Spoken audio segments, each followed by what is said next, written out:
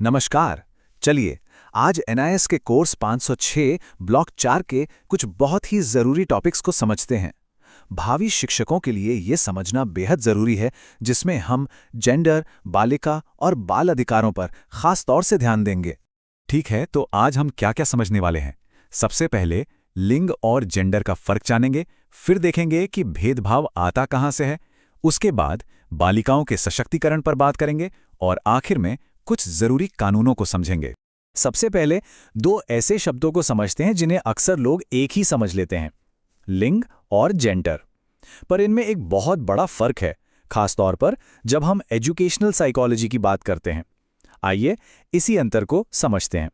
तो लिंग यानी सेक्स ये पूरी तरह से बायोलॉजिकल है, मतलब वो शारीरिक बनावट जिसके साथ हम पैदा होते हैं, जो हमें पुरुष या महिला के तौर पर पहचान देती है। ये कुदरती है। और अब आते हैं जेंडर पर।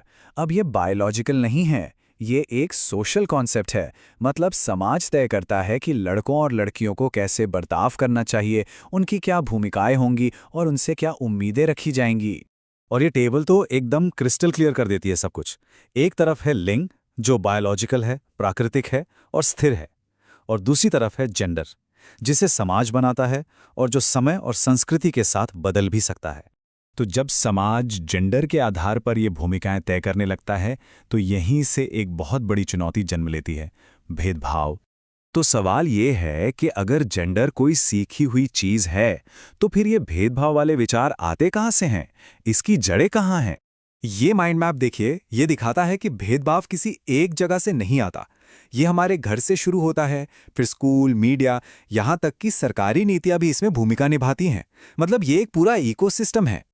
और ये भेदभाव, ये स्टीरियोटाइप्स हमारी रोज की जिंदगी में घुले मिले हैं। जैसे लड़कों के लिए कार और बैट, लड़कियों के लिए गुड़िया, लड़कों को बहादुर बनना है, लड़कियों को शांत रहना है। यहीं से तो ये सारी बातें शुरू होती हैं, है ना? एक टीचर होने के नाते इन छोटी छोटी बातों पर ध्यान देना बहुत जरूरी हो जाता है।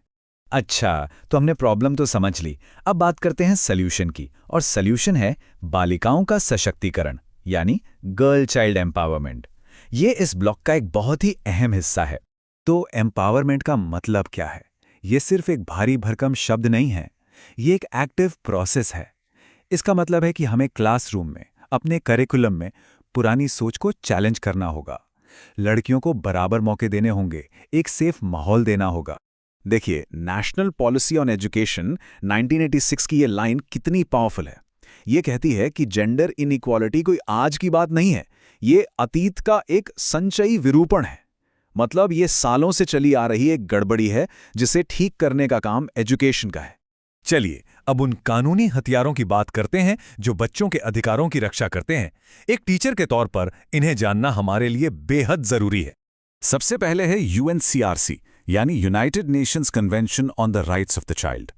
ये एक इंटरनेशनल एग्रीमेंट है जो कहता है कि दुनिया के हर बच्चे को जीने का, आगे बढ़ने का, सुरक्षित रहने का और अपनी बात कहने का अधिकार है।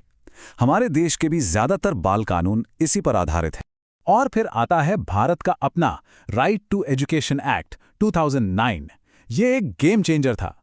इसने 6 से 14 साल के हर बच्चे के लिए मुफ्त और अनिवार्य शिक्षा को एक कानूनी, एक मौलिक अधिकार बना दिया।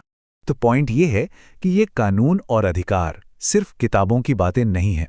ये शिक्षकों के हाथ में वो टूल्स हैं जिनसे वो अपनी क्लास में एक बराबरी का माहौल बना सकते हैं। तो हमने कॉन्सेप्ट समझे, चुनौतियां देखीं और कानूनी फ्रेमवर्क को भी जाना। लेकिन असली काम तो अब शुरू होता है, और उसकी शुरुआत होती है क्लासरूम के अंदर से, जहां एक जेंडर इक्वल भविष्य की नींव रखी जाती है।